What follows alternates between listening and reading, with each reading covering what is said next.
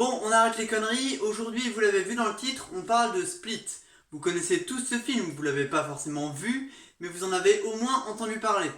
Mais si, vous savez, c'est ce mec-là. Enfin, plutôt celui-là d'ailleurs. Enfin, pas exactement, en fait, c'est plutôt elle. Enfin, lui, en fait. Bon, en clair, quand il est énervé, ça donne ça. Ah mais oui, ça y est! C'est le mec qui est schizophrène, là! Alors. Non, cet homme n'est pas schizophrène. Il est atteint du TDI. Bon, le TDI, c'est une maladie psychiatrique, vous vous en doutez, ça veut dire trouble dissociatif de l'identité. Bon, j'espère que vous y serez aussi sensible que moi, mais si je vous en parle aujourd'hui, c'est parce que cette pathologie me fascine énormément. Le TDI est considéré comme une maladie officiellement depuis 1994. Et pour être diagnostiqué comme patient atteint du TDI, il faut avoir au moins deux alters, c'est-à-dire deux identités différentes. En réalité, cette pathologie, elle fait partie d'une famille de troubles plus large qui s'appelle les troubles dissociatifs. Il en existe plusieurs, mais le trouble dissociatif de l'identité est sûrement le plus impressionnant de tous. Enfin, en réalité, s'ils impressionnent autant et si on les connaît aussi peu, c'est parce qu'ils sont très à l'écart des recherches.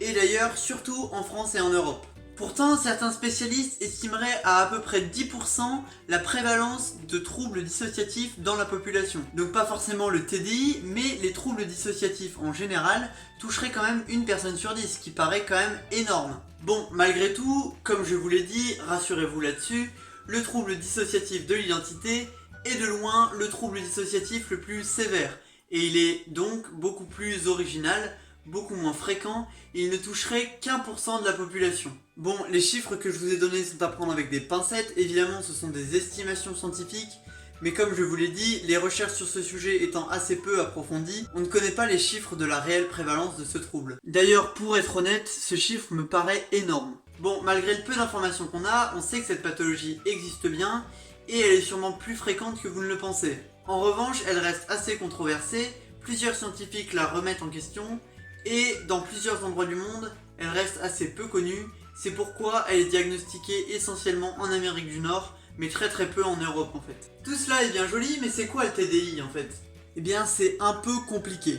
Chaque patient a ses propres symptômes. Comme vous le voyez dans le film, les alters, donc les identités, prennent tour à tour la lumière, c'est-à-dire le contrôle de l'individu, et ils n'ont pas les mêmes souvenirs en réalité. Et c'est ce qui paraît complètement dingue finalement. Dans le film, on voit que Hedwig n'a pas les mêmes souvenirs que Patricia, Dennis ou Barry par exemple. Finalement, un peu comme vous et moi, ce ne sont pas les mêmes personnes. Actuellement, si cette pathologie est aussi peu connue et aussi peu diagnostiquée, c'est parce qu'elle présente beaucoup trop de symptômes en réalité. Épilepsie, schizophrénie, troubles anxieux, troubles de la personnalité, et j'en passe. Heureusement, il existe quand même des symptômes plus sévères et plus liés au TDI, comme la fugue dissociative ou le trouble de dépersonnalisation par exemple. Le TDI vous est présenté, parlons maintenant un petit peu du film, parce qu'il reste une fiction malgré tout.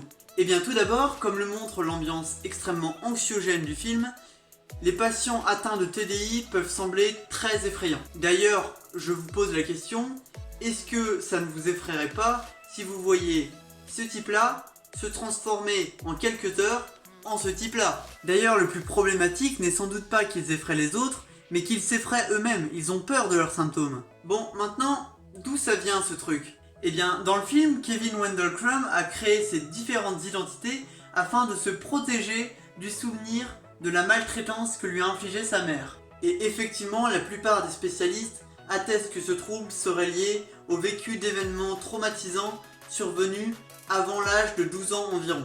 Événements traumatisants, à savoir agressions physiques ou sexuelles, très souvent rapportés par les patients atteints du TDI.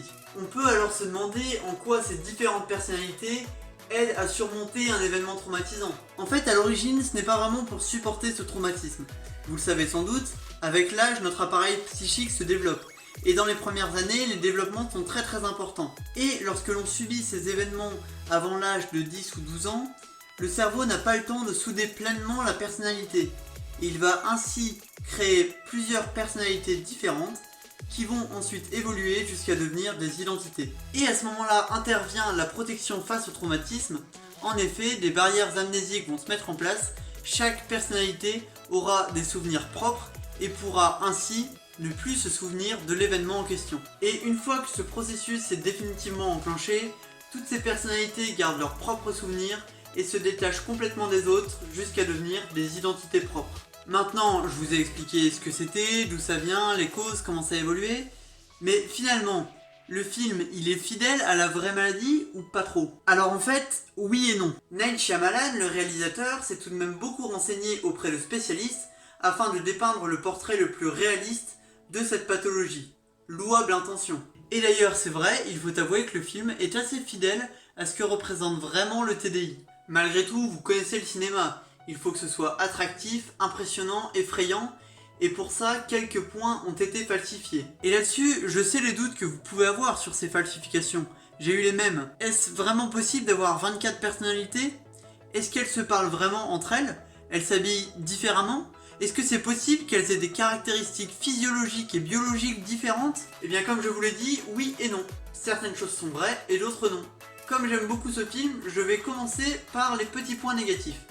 D'abord, c'est faux, les personnalités ne parlent pas entre elles à haute voix. C'est représenté à un ou deux moments dans le film, mais en réalité ça n'arrive jamais. Comme le montre très bien l'image du film, les personnalités sont en fait assises dans une salle chacun à sa place, et chacun va prendre la lumière pendant un instant. Par contre, elles ne discutent jamais à haute voix entre elles. Ensuite, la deuxième chose, c'est que les patients atteints de TDI ne s'amusent pas à s'habiller différemment en fonction de l'haltère qui prend la lumière. En revanche, je vous l'ai dit, des choses sont vraies. Donc oui, on peut avoir 24 identités. C'est possible. Ces identités peuvent même avoir des goûts différents, des attitudes différentes, des genres différents et même des âges différents. Et dernière chose qui pour moi est la plus dingue, oui, ils peuvent avoir des caractéristiques physiologiques différentes. D'une identité à l'autre, le patient atteint de TDI peut avoir telle ou telle maladie. Par exemple, il existe certains patients chez qui une seule personnalité est diabétique, toutes les autres ne le sont pas. Ou parfois, certaines personnalités sont allergiques au pollen, aux chats, aux graminées, et d'autres ne le sont pas. Bon, donc vous le voyez, le TDI est un trouble très compliqué, qu'on a du mal à comprendre, qu'on connaît encore très mal, et qu'on a donc beaucoup de mal à représenter. Ceci dit, le film Split reste quand même très fidèle à la réalité du TDI. Enfin, en conclusion, vous l'aurez compris, cette pathologie est en fait une tentative de protection face à un événement traumatisant. Le patient crée alors différentes identités. Certaines identités vont se souvenir de l'événement traumatisant tandis que d'autres non. Certaines identités vont prendre la lumière davantage puisqu'elles vont être les identités qui protègent au mieux la personnalité initiale. Et enfin, vous l'avez compris, une identité est à considérer comme une seule personne et pas une des personnalités d'une même personne. En réalité, c'est plutôt plusieurs personnes qui vivent dans un même corps. Voilà, merci d'avoir suivi cette vidéo, j'espère qu'elle vous aura plu. Je me suis beaucoup amusé à la tourner en tout cas parce que ce sujet me fascine. Maintenant, comme je vous le dis toujours, prenez soin de vous, profitez de la vie et passez une bonne journée.